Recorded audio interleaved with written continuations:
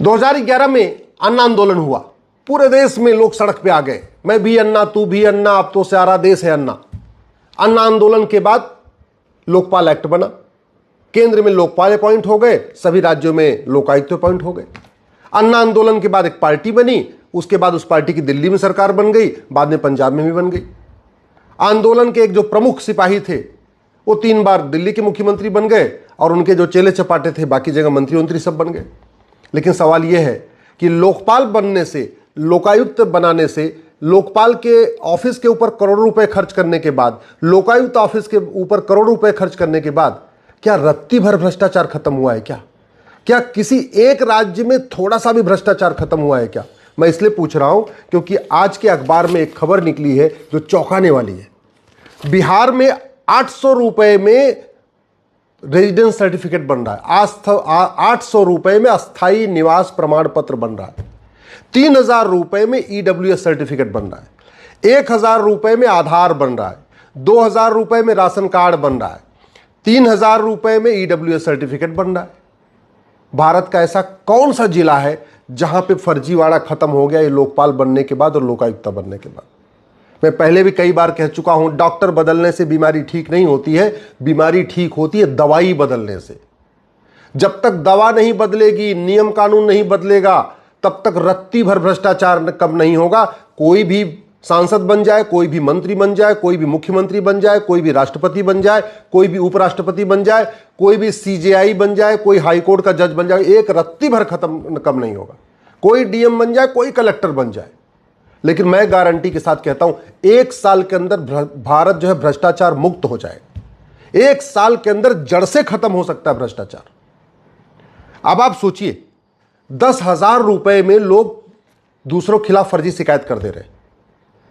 10,000 रुपए लेके हवलदार उस फर्जी शिकायत के आधार पर एफआईआर दर्ज कर दे रहा है। 10-10 हजार रुपए में 3-4 गवाह तैयार हो जाते। 50,000 रुपए के आसपास लेता है जो आईओ होता है, जो जांच करता है, वो चार्जशीट भी फाइल कर देता है।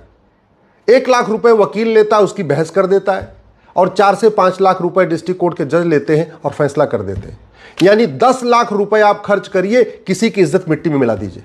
10 लाख रुपए खर्च करके आप किसी को भी चोर डिक्लेयर कर सकते हैं, किसी को भगोड़ा डिक्लेयर कर सकते हैं, किसी को डकैत डिक्लेयर कर सकते हैं, किसी को चेन स्नेचर डिक्लेयर कर सकते हैं।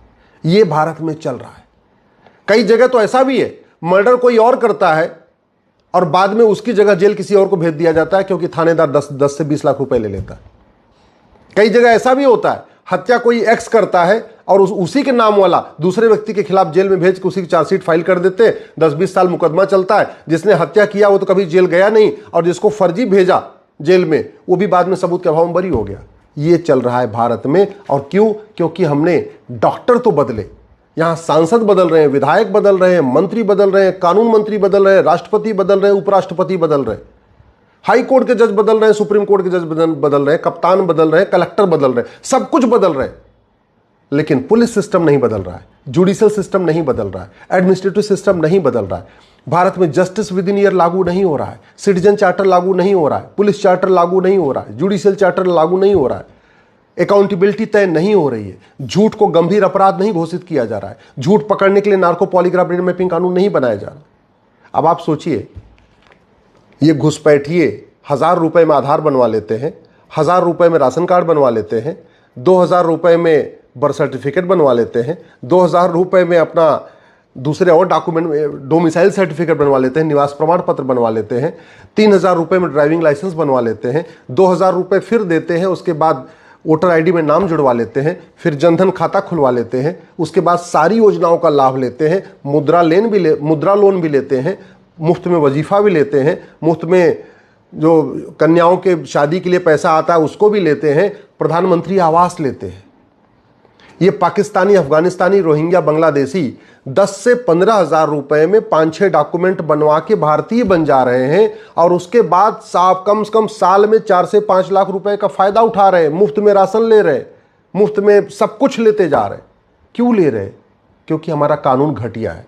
दुर्भाग्यवश इस घटिया कानूनों पे, इस सड़े हुए सिस्टम के ऊपर न कोई नेता बोल रहा है, न कोई अभिनेता बोल रहा है, न कोई लेखक बोल रहा है, न बुद्धिजीवी बोल रहा है, न पत्रकार बोल रहा है, न कलमकार बोल रहा है, न कोई यूट्यूबर बोल रहा है, ना कोई कंटेंट क्रिएटर बोल रहा है।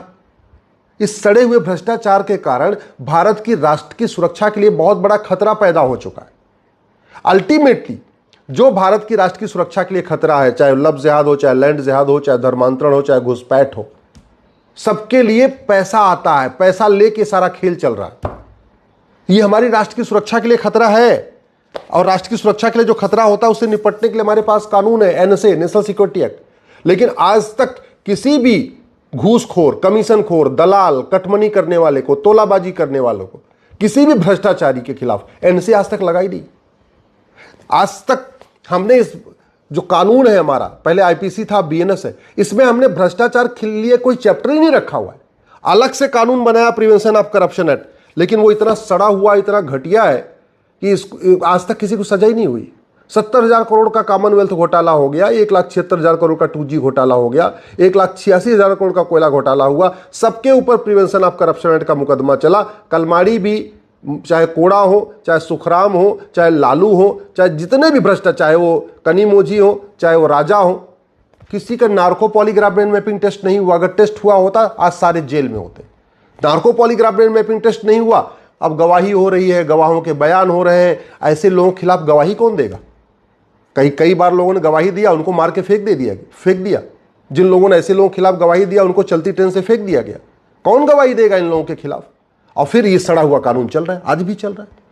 हमने बीएनएस बनाया, इसमें भी एक हमने चैप्टर नहीं रखा कि हाँ भाई यहाँ पे एक चैप्टर होना चाहिए ऑफेंस रिलेटिंग टू करप्शन। हमने भारतीय साक्ष्य संहिता बनाई 1872 वाले कानून को बदल के, लेकिन इसमें भी हमने झूठ को गंभीर अपराध घोषित नहीं किया।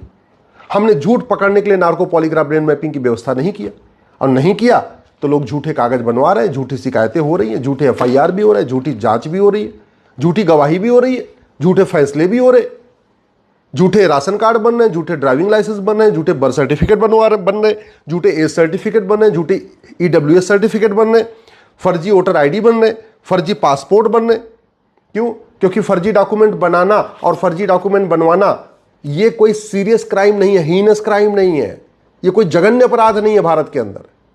फर्जी वसीयत बनवा लेते हैं दूसरों की जमीन पे कब्जा कर ले रहे हैं, जिंदा को मरा हुआ दिखा देते हैं, मरे हुए को जिंदा दिखा देते हैं, और फर्जी वसीयत, फर्जी विरासत बनवा लेते हैं। क्यों? क्योंकि चीटिंग, फ्रॉड, फोर्जरी और परजरी कोई सीरियस क्राइम नहीं है, ये हीनस क्राइम नहीं है, इसको हमने जघन्य अपराध बनाया ही नहीं है। इसका मतलब वर्तमान कानून ईमानदारों के पक्ष में नहीं है, वर्तमान कानून अच्छे लोगों के पक्ष में नहीं है, वर्तमान कानून भ्रष्टाचारियों के पक्ष में है। भारत में भ्रष्टाचार के कारण देश खोखला हो रहा है, भ्रष्टाचार के कारण देश की एकता अखंडता कमजोर हो रही है। जो भी लोग देश को खोखला करते हैं सबके पास बेनामी प्रॉपर्टी है, करोड़ों की बेनामी प्रॉपर्टी, आय से अधिक संपत्ति है, सब कुछ है। अगर प्रॉपर्टी को आधार से लिंक कर देते तो पता चल जाता कि भारत में कितने लोगों के पास बेनामी प्रॉपर्टी है। ये चप्पल पहन के, जो कुर्ता पैजामा पहन के घूमते हैं ना, सारे अरबपति हैं, करोड़पति हैं। लेकिन हमने भ्रष्टाचार को अनलॉफुल एक्टिविटी तक डिक्लेयर नहीं किया।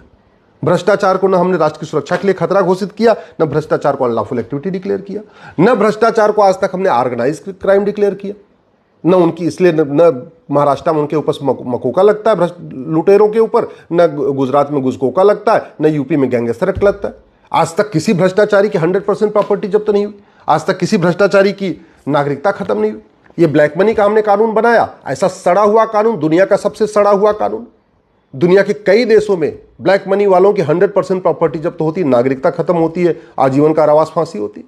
चीन में तो अपने कानून मंत्री को फांसी दे दिया।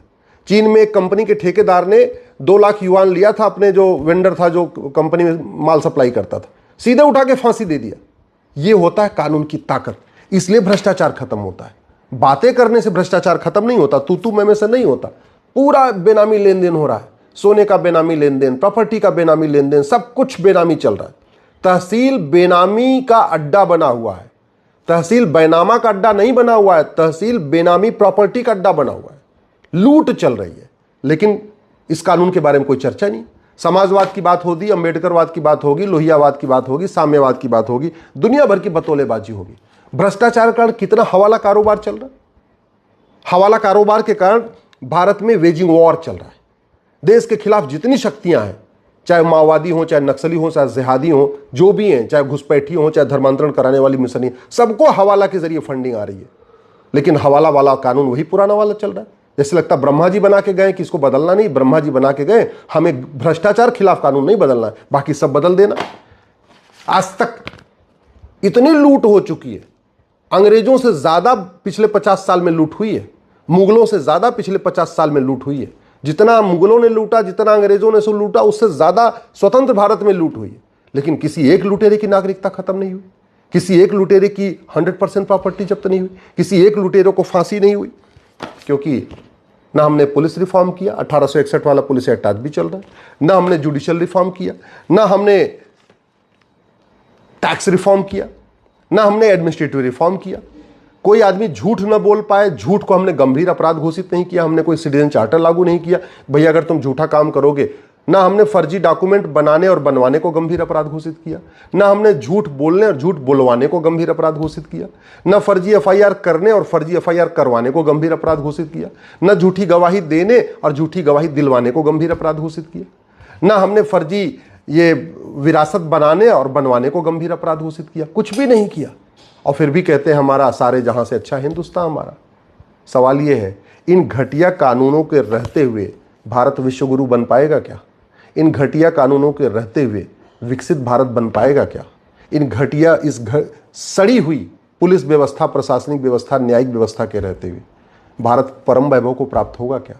अगर हमें छत्रपति शिवाजी महाराज, रानी अहिल्याबाई होलकर का सपना साकार करना है तो हमें इन घटिया कानूनों को बदलना पड़ेगा। अगर बाबा साहब अम्बेडकर, गुरु गोलवलकर, वीर सावरकर जी का सपना साकार करना है तो इस घटिया सिस्टम को बदलना पड़ेगा, घटिया कानूनों को बदलना पड़ेगा। नहीं तो अगर ये नहीं बदलेंगे तो हम कितना भी कुछ भी कर लें, एक रत्ती भर भ्रष्टाचार खत्म नहीं होगा। न थाने का भ्रष्टाचार कम हुआ है, न तहसील का भ्रष्टाचार कम हुआ है, न जिले का भ्रष्टाचार कम हुआ है, न नगर निगम का भ्रष्टाचार कम हुआ है, न पीडब्ल्यूडी डिपार्टमेंट का भ्रष्टाचार कम हुआ है, न एजुकेशन डिपार्टमेंट का भ्रष्टाचार कम हुआ है, न हेल्थ डिपार्टमेंट का भ्रष्टाचार कम हुआ है, न रेलवे का भ्रष्टाचार कम हुआ है। एक भी डिपार्टमेंट का रत्ती भर भ्रष्टाचार कम नहीं हुआ है, एक भी जिले में रत्ती भर भ्रष्टाचार कम नहीं हुआ है। किसी की सरकार हो, कोई भी सांसद हो, कोई भी मुख्यमंत्री हो, कोई भी विधायक हो, कुछ फर्क नहीं पड़ रहा है। क्यों? क्योंकि कानून वही घटिया चल रहे हैं जो पहले चल रहे थे।